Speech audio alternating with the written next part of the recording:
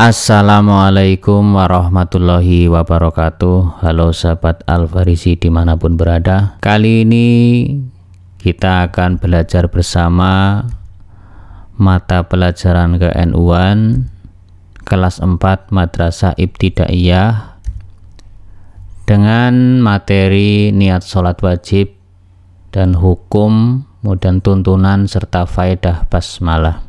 Adapun kompetensi dasar yang harus dikuasai yaitu KD 3.9, memahami bacaan niat, doa iftitah, basmalah, sujud, i'tidal, tahiyat, dan qunut subuh.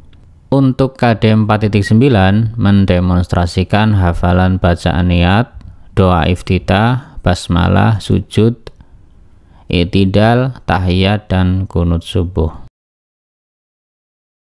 Bacaan niat. Niat merupakan hal yang sangat penting dalam melaksanakan ibadah, karena semua amal perbuatan manusia tergantung pada niatnya. Jika niatnya salah, maka akan berpengaruh negatif terhadap perbuatan yang dilakukan. Sebaliknya, jika niatnya benar, maka pengaruh positif akan tampak dalam ibadah maupun perbuatan seseorang. Apabila seseorang dalam beribadah ingin dipuji orang lain, maka yang didapat hanyalah pujian tersebut. Namun, jika beribadah semata-mata karena Allah Subhanahu wa Ta'ala, maka Allah akan memberikan anugerah yang luar biasa baginya. Hadis Nabi Muhammad SAW menyampaikan sebagai berikut: An Amiril Mu'minina Abi Hafsin Umar bin al-Khattabi radhiyallahu anhu qala Sami'tu Rasulullah sallallahu alaihi wasallam yaqulu innamal a'malu binniyati wa innama likulli imri'in ma nawa. Artinya, dari Amirul Mukminin Abi Hafs Umar bin Khattab radhiyallahu anhu, dia berkata, saya mendengar Rasulullah sallallahu alaihi wasallam bersabda, sesungguhnya setiap perbuatan tergantung niatnya, dan sesungguhnya setiap orang akan dibalas berdasarkan apa yang ia niatkan. Amal ibadah yang diterima Allah Subhanahu wa Ta'ala hanyalah amal yang disertai dengan niat. Betapa pentingnya bagi setiap muslim untuk selalu menyandarkan hati dan niatnya semata-mata untuk Allah Subhanahu wa Ta'ala dalam setiap langkah dan nafas, baik untuk urusan dunia apalagi urusan akhirat, agar menjadi nilai ibadah. Niat juga bisa membedakan amal ibadah yang satu dengan ibadah yang lainnya. Maka para ulama menetapkan rukun yang pertama dalam setiap ibadah adalah niat. Agar ibadahnya tidak sia-sia, maka para ulama menetapkan rukun yang pertama dalam setiap ibadah adalah niat. Agar ibadahnya tidak sia-sia atau bahkan ditolaknya suatu amalan ibadah.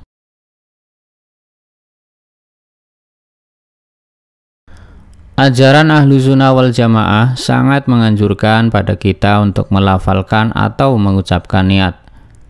Lafal niat bersumber dari dalam hati lalu diucapkan dengan lisan kita. Misalnya, kita akan melaksanakan sholat wajib, sholat sunnah, bersedekah, berinfak, melakukan aktivitas sehari-hari, bekerja bakti, atau perbuatan apapun dilandasi dengan niat dan diucapkan dengan lisan semata-mata untuk Allah Subhanahu wa Ta'ala. Berikut contoh lafal niat sholat wajib. Lafal niat sholat subuh: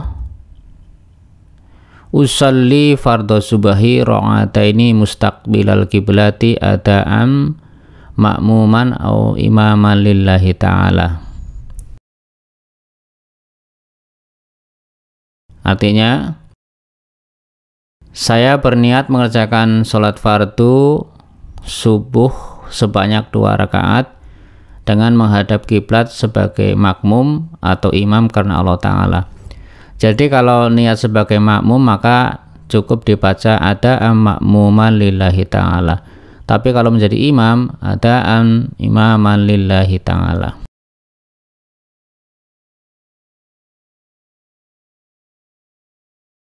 Jika sholat sendiri, maka niatnya adalah usolli fardhu subahi rakaataini mustaqbilal qiblati adaan lillahi ta'ala. Artinya, saya berniat mengerjakan sholat fardu subuh sebanyak 2 rakaat dengan menghadap kiblat karena Allah Ta'ala. Lafal niat sholat zuhur. Usolli fardhu zuhri arba'a rakaatin mustaqbilal qiblati adaan ma'muman au imaman lillahi ta'ala. Jadi ini kalau seperti tadi sholat subuh, kalau sebagai makmum maka ini yang dibaca, kalau sebagai imam ini yang dibaca. Artinya saya berniat mengerjakan sholat fardu zuhur sebanyak 4 rakaat dengan menghadap kiblat sebagai makmum atau imam karena Allah Ta'ala. Jika sholat sendiri, maka niatnya adalah usolli fardhu zuhri arba'a rakaatin mustaqbilal qiblati adaan lillahi ta'ala. Artinya, saya berniat mengerjakan sholat fardhu zuhur sebanyak 4 rakaat dengan menghadap kiblat karena Allah Ta'ala. Lafal niat sholat asar. Usolli fardhul asri arba'a rakaatin mustaqbilal qiblati adaan ma'muman imaman lillahi ta'ala. Jadi sama seperti tadi, ini makmum atau imam. Artinya saya berniat mengerjakan sholat fardu asyar sebanyak 4 rakaat dengan menghadap kiblat sebagai makmum atau imam karena Allah Ta'ala. Jika sholat sendiri, maka niatnya adalah usolli fardhul asri arba'a rakaatin mustaqbilal qiblati adaan lillahi ta'ala. Saya berniat mengerjakan sholat fardu asar sebanyak 4 rakaat dengan menghadap kiblat karena Allah Ta'ala. Lafal niat sholat maghrib. Usolli fardhul maghribi salasa rakaatin mustaqbilal qiblati ada ma'muman imaman lillahi ta'ala. Artinya, saya berniat mengerjakan sholat fardu maghrib sebanyak 3 rakaat dengan menghadap kiblat sebagai makmum atau imam karena Allah Ta'ala. Jika sholat sendiri, maka niatnya adalah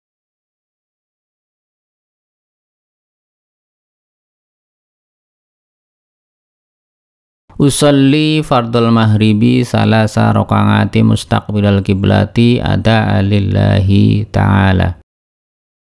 Saya berniat mengerjakan sholat fardu maghrib sebanyak 3 rakaat dengan menghadap kiblat karena Allah Ta'ala.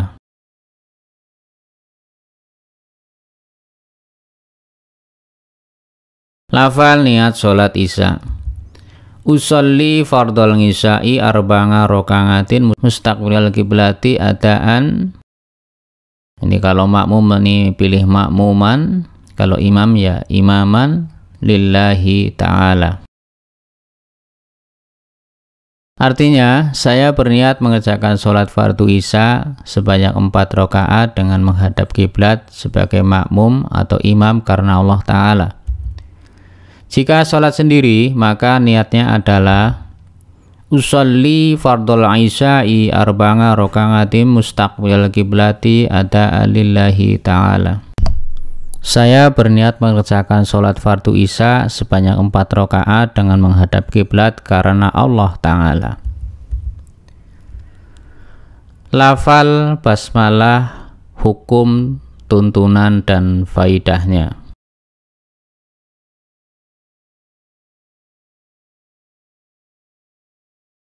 Dalam bab ini nanti akan dipelajari adalah hafal basmalah, kemudian hukum membaca basmalah, tuntunan memulai amalan dengan basmalah, kemudian faidah membaca basmalah. Kita masuk ke yang pertama, Lafal basmalah. Lafal basmalah adalah sebagai berikut. Bismillahirrahmanirrahim. Artinya, dengan menyebut nama Allah yang Maha Pemurah lagi Maha Penyayang.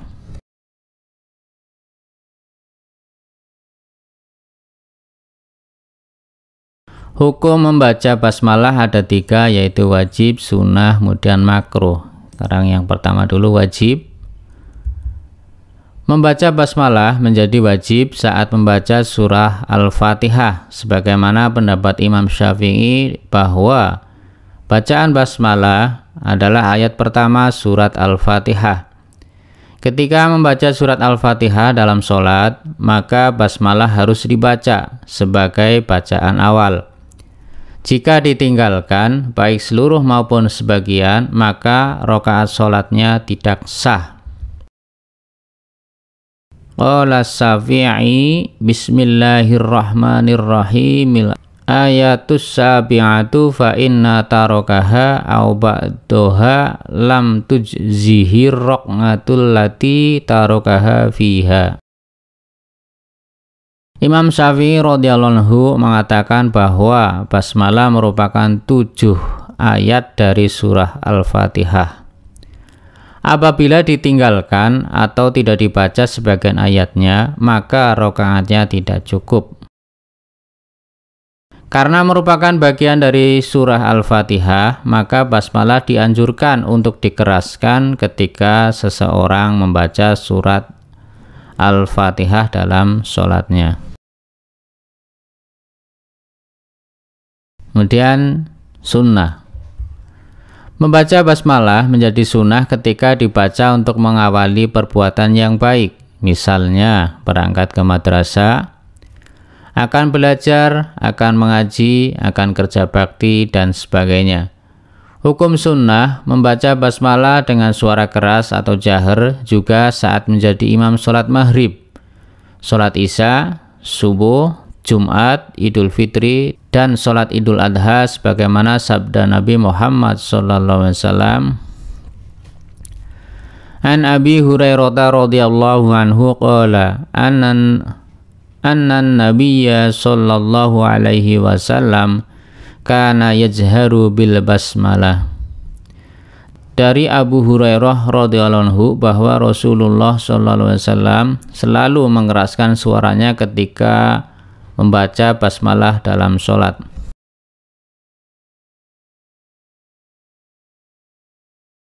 Dan makruh. Membaca basmalah menjadi makruh apabila dibaca ketika akan melakukan perbuatan yang dilarang agama, misalnya berbohong, mencuri, menjahili teman, menyontek, dan sebagainya. Allah sangat melarang hambanya melakukan perbuatan keji dan mungkar.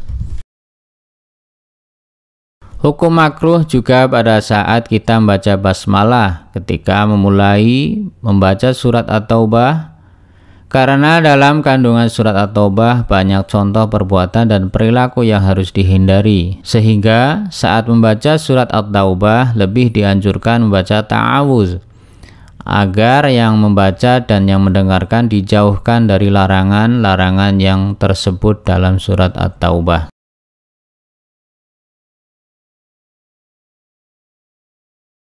Tuntunan memulai amalan dengan basmalah. Membaca basmalah sangat penting dalam memulai semua aktivitas kehidupan manusia, agar apa yang dilakukan dalam kehidupan agar tetap dalam bimbingan dan lindungan Allah Subhanahu wa taala.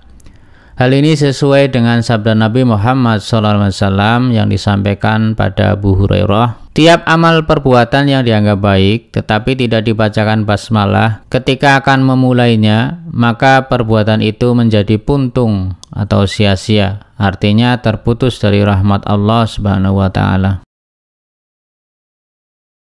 Bacaan basmalah yang diucapkan pada suatu perbuatan baik dengan ikhlas berarti kita telah mengakui kekuasaan dan kebesaran Allah Subhanahu wa taala. Rasulullah sallallahu alaihi wasallam bersabda, sesungguhnya basmalah itu merupakan pembuka dari semua kitab Al-Hafiz Abi Nuaim pernah berkata pada Abu Bakar bin Muhammad Al-Maghribi At-Tunisi bahwa seluruh ulama telah sepakat jika pembukaan kitab-kitab Allah yang diturunkan pada para nabi dan rasul dimulai dengan basmalah. Para ulama menerangkan bahwasannya ucapan basmalah ketika akan menulis atau membaca adalah untuk tabarruk atau mendapat barokah dari Allah Subhanahu wa taala, mendapat shawab atau pahala dan bermanfaat. Wahyu yang pertama diturunkan pada Nabi Muhammad SAW adalah surat Al-Alaq ayat 1-5 diawali dengan perintah untuk menyebut nama Allah, yaitu Iqra bismi rabbikal ladzi khalaq. Artinya, bacalah dengan menyebut nama Tuhanmu yang menciptakan. Dalam kisah tentang Nabi Nuh alaihissalam, ketika mengajarkan pada umatnya untuk membaca basmalah saat akan belayar atau berlabuh yang tercantum dalam Quran surah Hud ayat 41. Wa qala arkabu fiha bismillahi majroha wa mursaha inna rabbi laghafurur rahim. Artinya, dan Nuh berkata, naiklah kamu sekalian ke dalamnya dengan menyebut Allah di waktu berlayar dan berlabuhnya. Sesungguhnya Tuhanku benar-benar Maha Pengampun lagi Maha Penyayang. Ketika Nabi Muhammad SAW mengirimkan risalah dakwahnya pada penguasa negeri-negeri kafir, beliau mengawali risalahnya dengan basmalah. Hal itu juga dipraktekkan oleh Khalifah Abu Bakar As-Siddiq saat menulis risalah tentang zakat yang ditujukan pada penduduk Bahrain. Beliau memulainya dengan basmalah. Faedah membaca basmalah. Banyak sekali barokah atau faedah dari bacaan basmalah, diantaranya dapat memperdaya setan dan bala tentaranya. Suatu ketika Usamah bin Umair dibonceng Rasulullah SAW. Lalu ia berkata, celakalah setan. Maka Rasulullah SAW menegurnya, janganlah kamu mengatakan celakalah setan, karena hal itu justru akan membuat setan semakin membesar. Dalam riwayat lain, sebesar rumah. Setan akan berkata, dengan kekuatanku aku akan melumpuhkannya. Namun bila kamu mengucapkan basmalah, pasti setan akan semakin kecil hingga seperti lalat. Hadis riwayat Ahmad. Dari Utsman bin Affan radhiyallahu anhu berkata, Rasulullah SAW bersabda, barang siapa membaca Bismillahi la yadurru mangasmihi syai'un fil ardi wala fis samai wa huwas samiul alim. Dengan menyebut nama Allah yang tidak bisa memudaratkan bersama namanya segala sesuatu yang dari langit dan di bumi, dan dialah yang maha pendengar lagi maha mengetahui. Hadis riwayat At-Tirmizi. Pada waktu subuh dan sore hari sebanyak 3 kali, maka tidak akan memudaratkan sesuatu apapun. Dari Umayyah bin Mahsyi radhiyallahu anhu, ia menceritakan tentang seorang yang sedang makan dan Rasulullah SAW sedang duduk di sekitarnya. Namun orang tadi lupa belum baca basmalah sehingga tersisa sesuap saja. Ketika ia hendak memasukkan sisa makanan tersebut, ia baru membaca Bismillahi fi awalihi wa akhirihi. Artinya dengan menyebut nama Allah di awal dan di akhirnya. Hadis riwayat Abu Dawud. Melihat hal itu, Rasulullah SAW tertawa seraya bersabda, setan itu senantiasa ikut makan bersamanya. Hingga ketika ia membaca basmalah, maka dimuntahkan apa yang ada dalam perut setan tersebut.